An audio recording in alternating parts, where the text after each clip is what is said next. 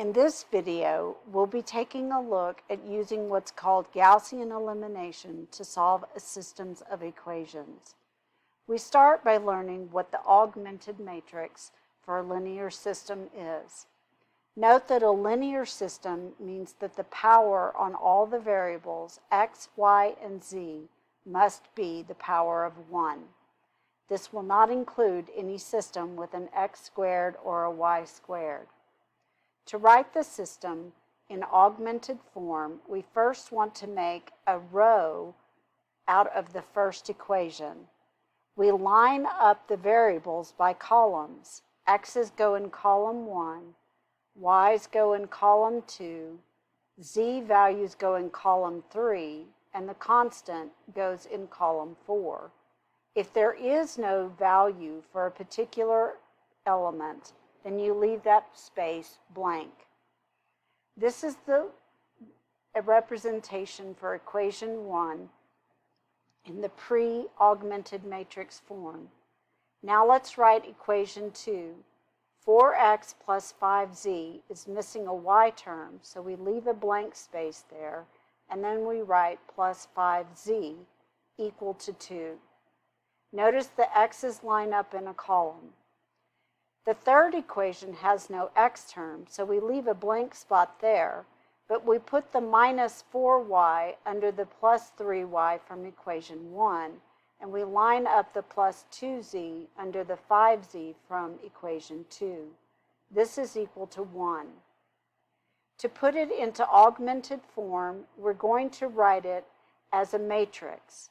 We'll have 3 columns on the left side of a vertical bar, and we'll have 1 column on the right side of the vertical bar. The 3 columns on the left are the x column, the y column, and the z column in alphabetical order, followed on the right side by the constant column.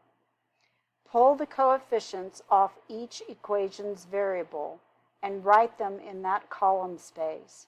Since we have no z term for the first equation, it becomes a 0. Then we have the constant of -3. To write equation 2 in the augmented matrix, we write 4, 0 y's, 5 z's equal to the constant 2. To write equation 3, we have 0 x's minus 4 y's plus 2 z's equal 1. This is the augmented matrix for the linear system. In the next problem, we're to do the same thing except go backwards. Write the linear system from the augmented matrix.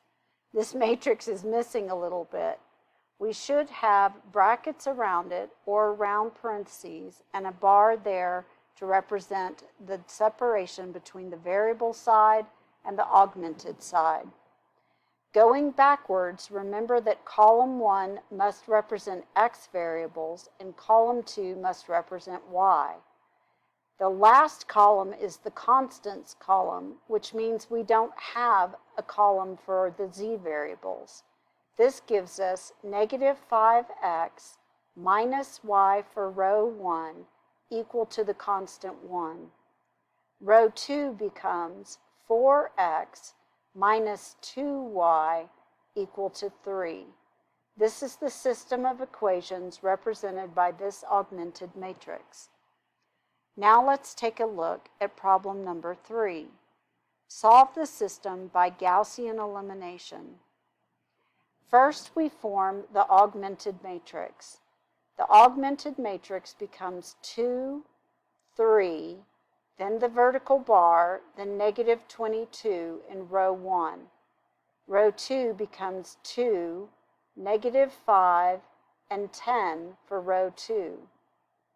We can use R1 to represent row 1 and R2 to represent row 2. What we want to do is start with row 1 and get rid of any number that's in the column below it.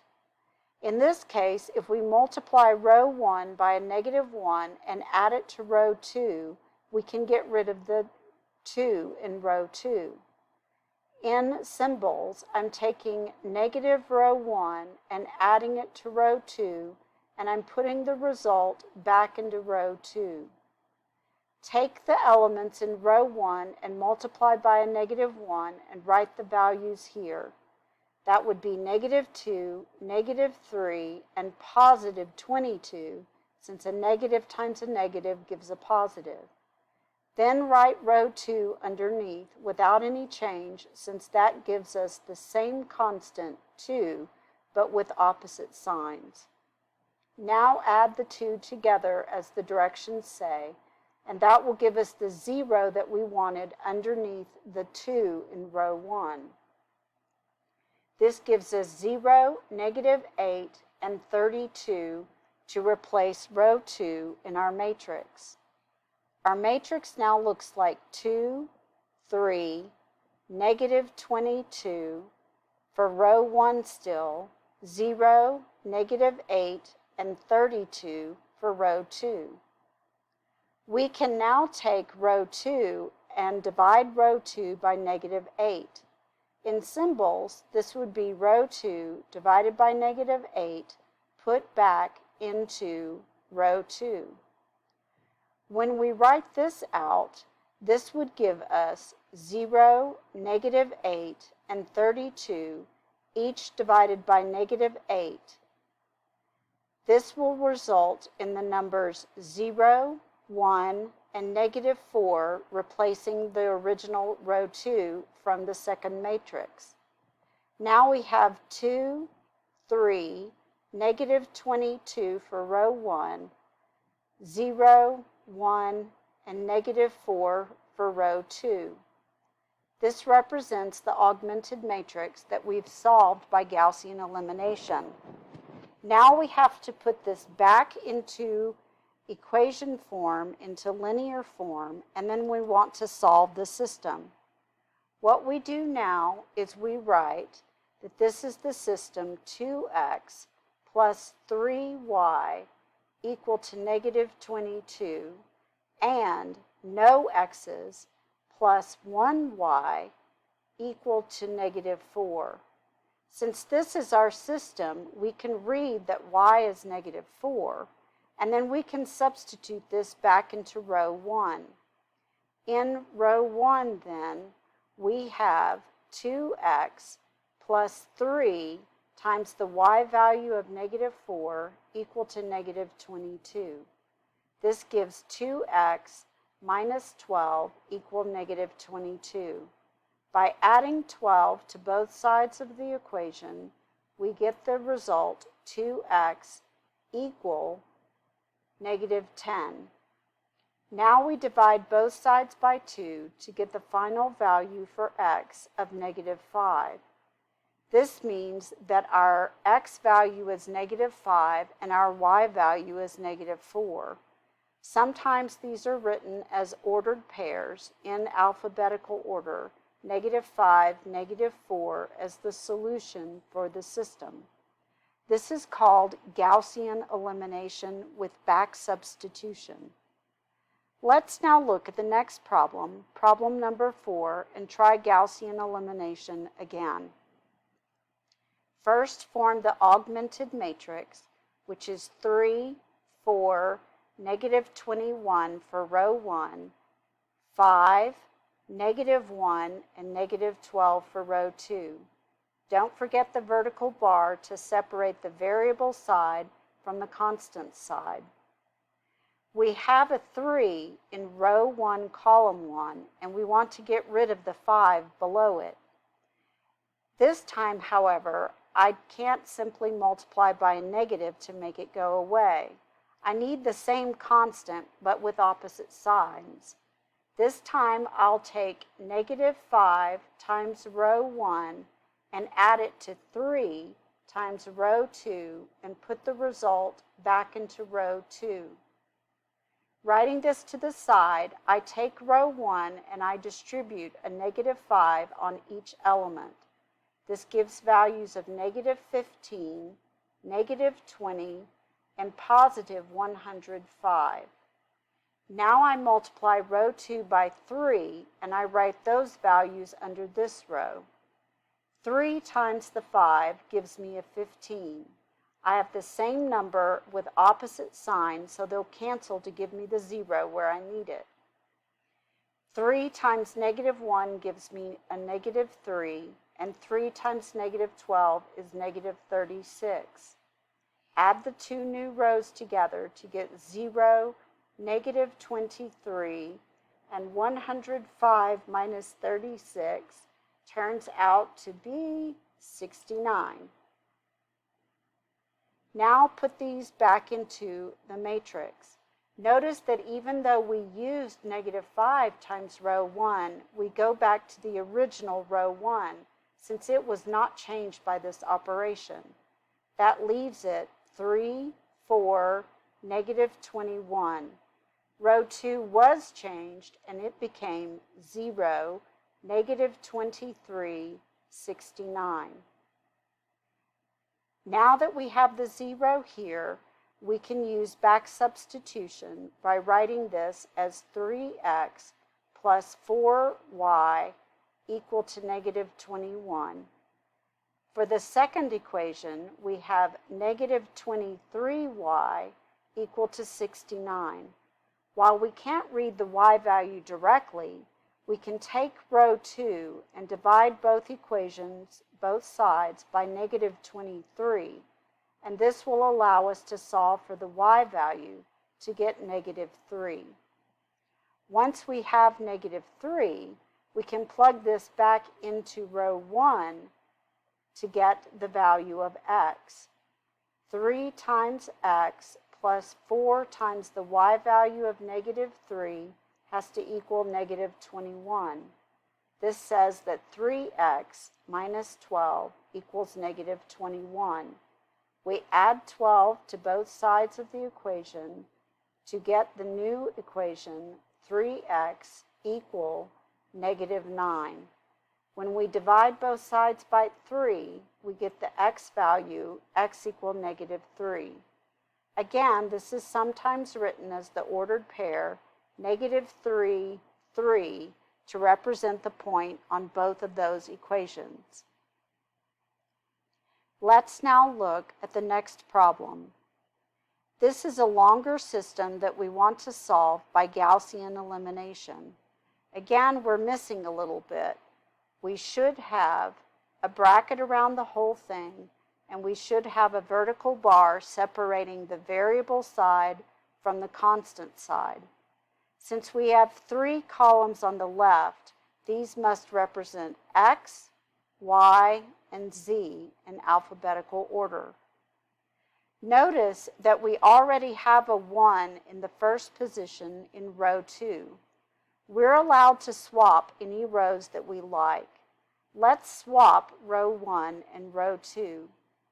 I write this with a double-headed arrow to show that row 1 becomes row 2 and row 2 becomes row 1.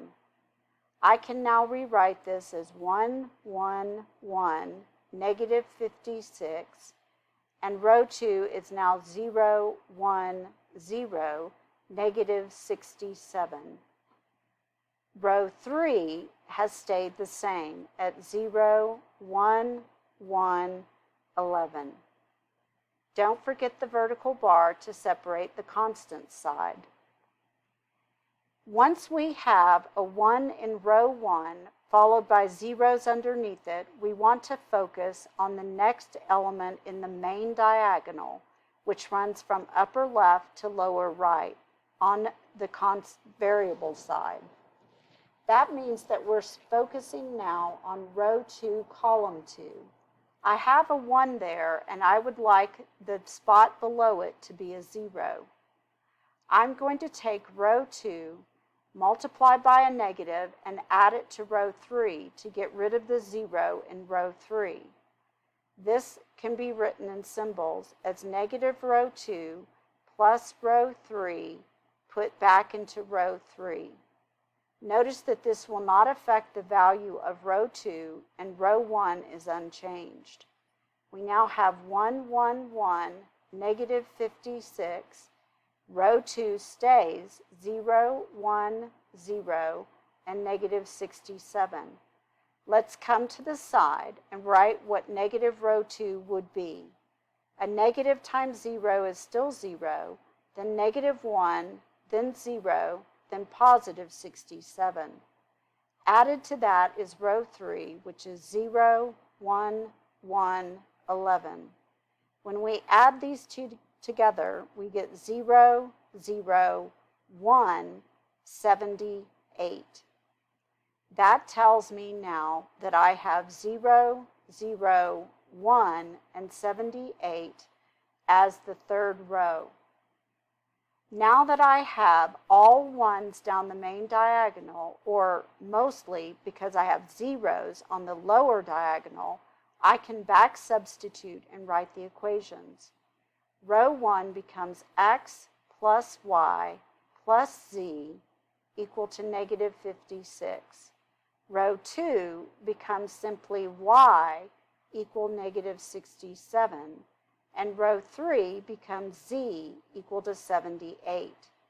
We can read y and z directly from equations 2 and 3, but we'll have to do some substitution to find the x value from row 1. Substituting our values for y and z in row 1, we have x plus a -67 plus 78 equal to -56. 78 minus 67 gives us the value of 11. This tells us that x plus 11 is equal to -56. Subtracting 11 from each side of the equation gives us that we have -56 minus 11, which is -67. Hence, the x value is also -67. This gives a solution in ordered triple of -67 for x, -67 for y, and 78 for z.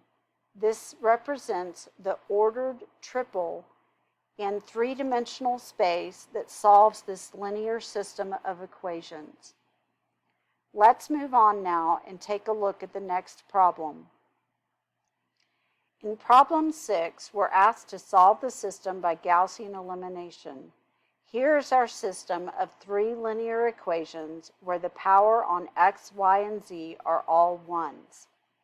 I've gone ahead and represented it in augmented form, as you can see here. I've also worked out the solutions ahead of time just to save a little bit of time in the presentation.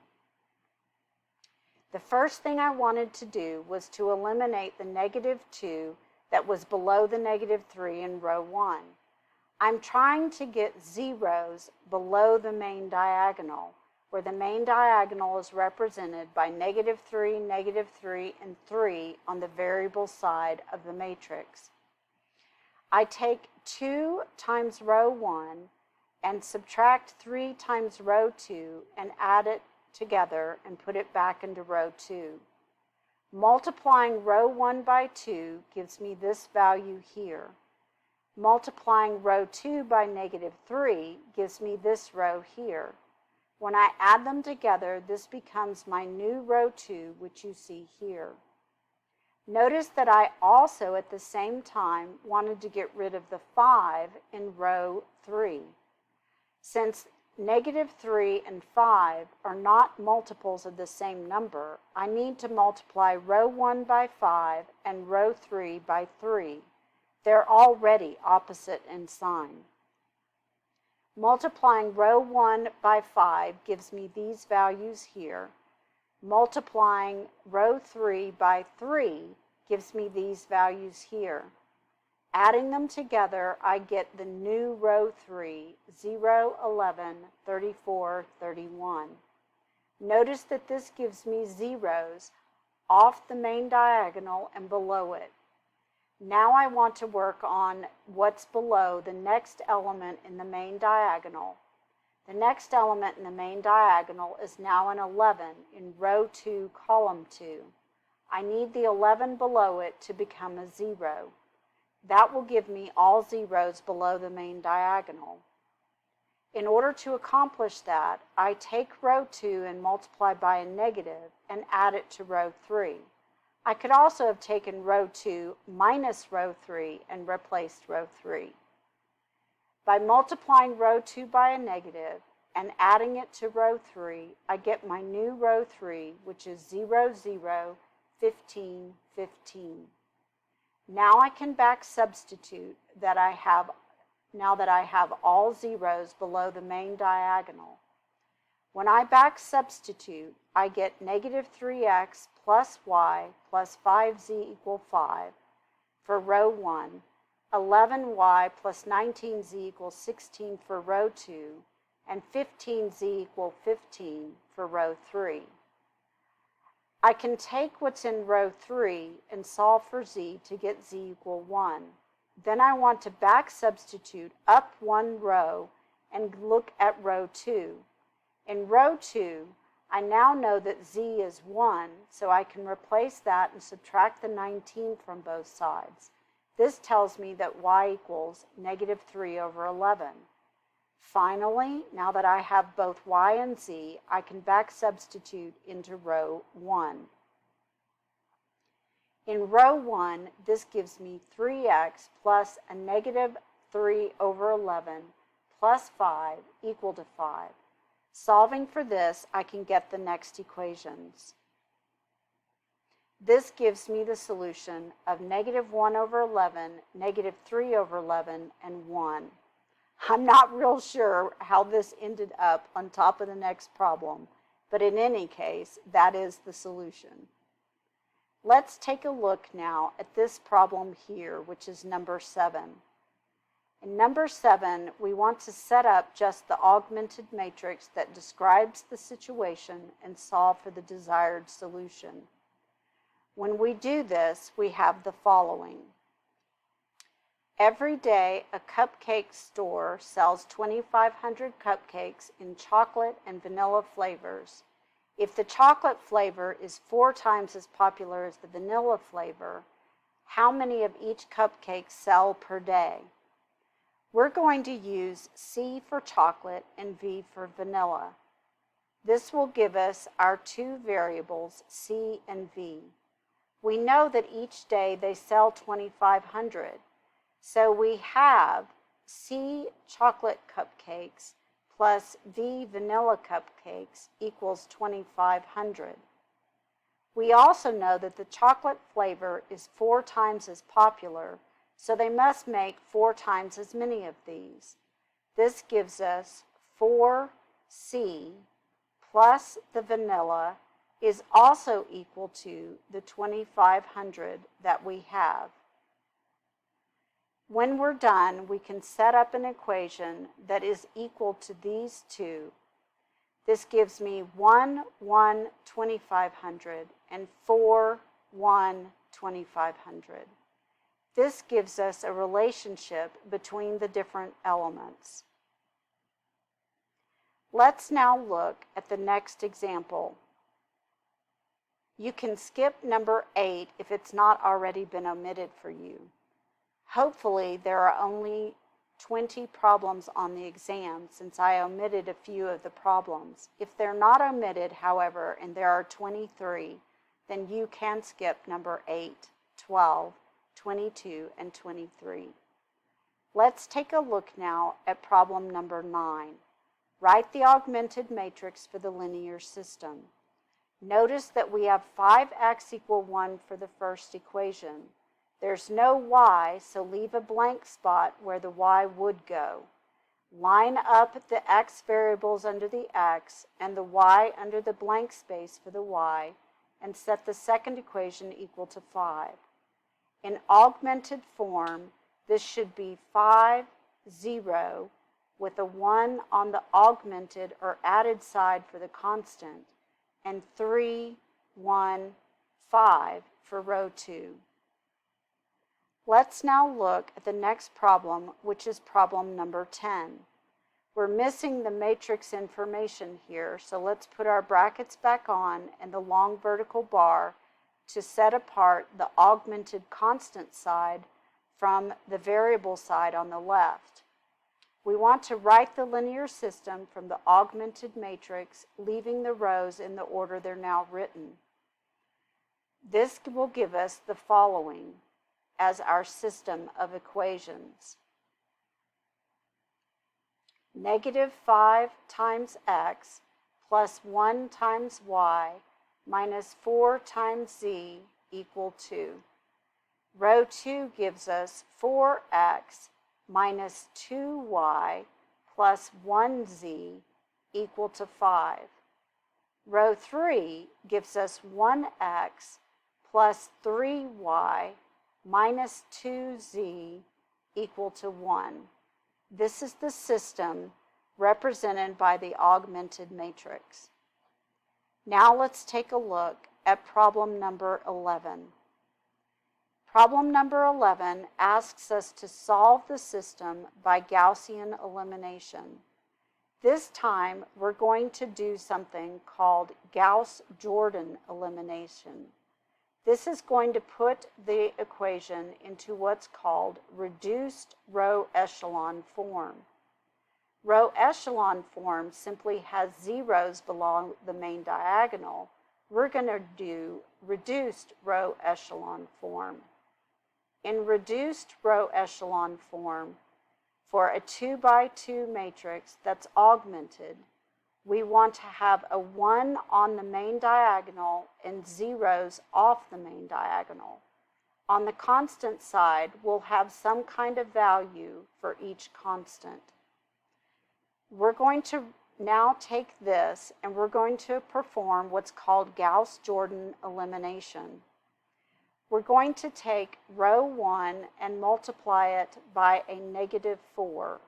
That will make its sign a positive, so it will be opposite to the -4, but will be magnitude of 4 in value.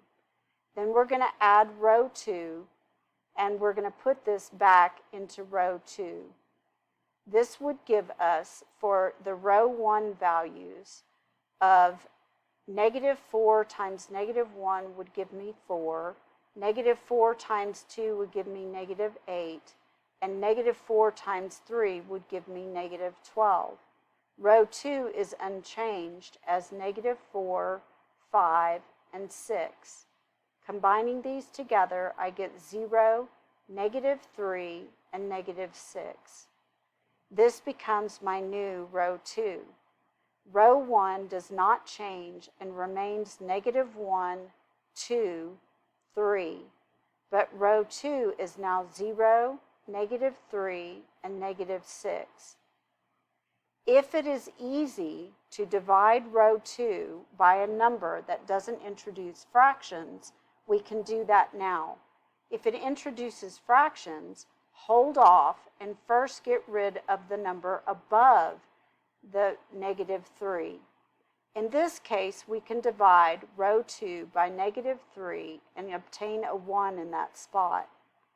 This means row 2 is replaced by row 2 divided by -3. We can do this part in our head. At the same time, since we know we want a +1 in row 1, column 1, we could take row 1 at the same time and divide it by a -1 and replace row 1 with its value. That gives us 1, -2, -3 for our new row 1, and replacing row 2 by the old row 2 divided by -3, we have 0, 1, and 2. Notice that we now have 1s on the main diagonal and 0 below. In Gaussian elimination with back substitution, we would stop here and back substitute to the equations. For Gauss-Jordan, we continue and we eliminate the digit above the 1 on the main diagonal. Everything off the main diagonal should be a 0. Now what we're going to do is we're going to take our row 2 and we're going to multiply row 2 by 2 and add it to row 1 to replace row 1. Be careful that you only do this step when the first element in row 2 is a 0, so you don't mess up the number you got in row 1, column 1. This would give me the values of 0, 2, and 4, added to row 1, which is 1, -2, and -3. Since I have 0 for the first element in row 2, it does not mess up the 1 I had there, but I do get rid of the -2 that I had in row 1, and it becomes a 0. Now I can rewrite my new matrix as 1, 0, 1 for row 1, and 0, 1, 2 for row 2. Put the long vertical bar to separate the variable side from the constant side. Now you can back substitute to the linear system of equations by writing x equal 1, y equal 2. Sometimes this solution is written in ordered pair form as 1, 2. That is how you do Gauss-Jordan elimination. In problem number 13, we want to determine whether -1, 1, -1 is a solution to the system of equations. To be a solution, it has to work in all of the equations. Let's number the equations to be sure that we have substituted into all three. Let's check equation number 1. Replacing x with -1, we then subtract 3 times, replacing y with 1, and then adding on, replacing z with -1. The question is, does this really give you a -5? And of course, the answer is, well, yes, it does. Let's check the solution in equation 2. Just because it works in the first equation doesn't mean it works in both of the remaining equations. Now we have -2 multiplied by -1 in place of x, plus 2 times 1 in place of y, plus another 2 times -1 in place of z. Does that really give us -2? This gives us 2 plus 2 minus 2, which actually ends up giving us +2. It does not equal -2. Since it failed in equation 2, it fails completely, and it is not a solution. Let's take a look now at problem number 14, which asks the same type of question. Determine whether 1, -1, 1 is a solution to this system of equations. Again, we'll number the equations 1, 2, and 3, and we'll substitute to be sure it works. Negative multiplied by replacing x with 1 minus replace y with -1 plus 2 replace z with 1, does that really equal -2? This would give me a -1 plus 1 plus 2. Oops, I forgot to write it. -1 plus 1 plus 2. Does that equal to -2? And the answer is no, it does not. I have 2, which is not equal to -2, and I can stop immediately. Even if it works in the other two, it doesn't work in the first equation, therefore it is not a solution. Let's now look at problem number 15. Number 15 is another example of reduced row echelon form and Gauss-Jordan elimination. This time it's on a 3 by 3, meaning 3 variables which will go into 3 columns on the variable side. Then we augment on the right with the constant column, which will make it a 3-row, 4-column matrix, or a 3 by 4. Here's the augmented matrix here. Following along the steps, I first decided to eliminate the -3 in row 2 by multiplying row 1 by 3 and row 2 by 4. You can see the steps here. I'll go slowly while I scroll through, but I'm not going to explain every single step. If you need to pause the video to make sure that your answer matches mine, pause the video at any time. My goal is to get numbers on the main diagonal that are positive ones and zeros below and above the main diagonal for Gauss-Jordan elimination. For my next step, now that I have zeros below the 4, I'm going to focus on the negative 14 in row 2, column 2. I considered dividing by 4, but it would give me fractions in these two positions, so I chose not to do it. I hope that while I'm working on the other two diagonal positions, those numbers will zero out and I won't have a fraction when I divide by 4. In the next step, I did take row 3 and divide by negative 5 to make a new row 3, since that did not result in any fractions. Then I swapped rows 2 and 3, since that would give me a 1, which I wanted on my main diagonal in row 2, column 2. You're allowed to swap any row and multiply or divide any row by a constant.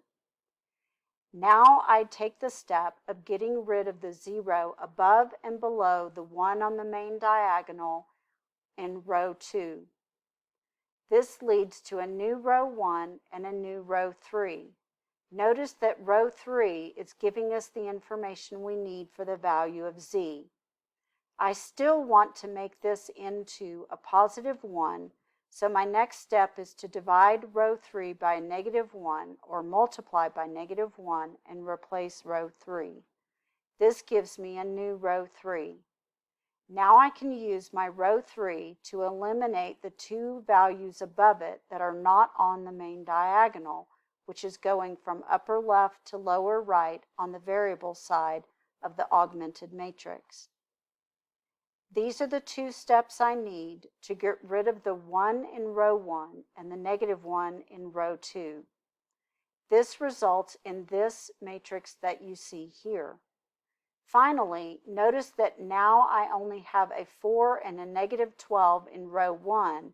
I can easily divide by 4 without introducing nasty fractions.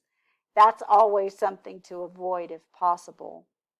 So I am going to divide row 1 by 4 to get a new row 1, which will give me, of course, this 1, 0, 0, negative 3 that you see here. When I back substitute, this gives me x equal negative 3, y equal 1, and z equal negative 2, which can be written as an ordered triple solution. Let's move on to the next problem, which is number 16. In number 16, I again solved the same problem using the same method, but this time I did not write out the steps. We often do these steps in our head, which you are welcome to do on the exam as long as you don't mess them up. If you notice on your homework that you make lots of careless mistakes, then you need to write them all out the way I've done on the previous problems and not do them in your head. This is kind of a know thyself thing. If you know you make mistakes, then don't do it by skipping steps. Write every step out. In this case, I take negative row 1 plus row 2 and replace it in row 2. That means negative 1 plus 1 gives me 0. Negative 1 minus 1 gives me negative 2. And negative 1 plus 2 gives me 1. Negative 0 is still 0, plus negative 1 is still negative 1. In this way, we shorten the process somewhat for getting our solutions. Let's move this to the next page so that we can see the matrix all together. In this step, we also did negative row 1 plus row 3 back into row 3 so that we could get zeros off the main diagonal in column 1. Next, we focus on the negative 2 here, and we want to get zeros in the two places in column 2 that are not on the main diagonal. This, by replacing row 3, gives me a 0 below it. By taking this step here to replace row 1, I can get a 0 in that column. Then I can take negative row 3 plus row 2 replacing row 2 to eliminate this spot, which is not on the main diagonal, in column 3. Again, I think 2 steps per matrix is probably about enough. If you try to do too many things at once, you're liable to make a careless mistake. The next thing I can do is divide row 2 by -2, which gives me a 1 on the main diagonal. I already have a 1 on the main diagonal in column 3, but I don't yet have a 1 on the main diagonal in row 1. Now that I have these written, I can divide row 1 by 2, and that gives me the final value of -5, 2, and 3. Let's now look at number 17. Rather than work through the entire system, what I did instead was simply write down the solution so that you could practice at home and make sure you understand the steps. When you're done, you should have x equals 0, y equal -2, and z equal -4. I did the same thing for the next 2 problems. When you augment the system and row reduce it, either using Gaussian elimination with back substitution or Gauss-Jordan elimination, you should get the solution x is 1, y is -2, and z equals 0. Problem number 19 instead should give you x equal 1/3, y equal 2/3, and z equal 2/3. Let's now look at problem number 20. Problem number 20 gives us a rather unusual result. The question is, solve the system. Is the system inconsistent, dependent, or does it have one solution? A dependent system results in a row that is all zeros. That means there are infinitely many solutions. An inconsistent system is one where we get all zeros on the left, but a non-zero number on the right. That is a false statement, and that gives us no solution. In solving this particular problem, notice that row 2 becomes all zeros on the left and the number 2 on the right. That means if we back substitute that 0x plus 0y plus 0z equal 2, or 0 equals 2. That's clearly false. This becomes an inconsistent system with no solution. If the 2 had been a 0, then the all zero row would have resulted in the system being dependent. An all zero row is dependent, but all zeros on the left and a number that's not 0 on the right means there's no solution, it's inconsistent.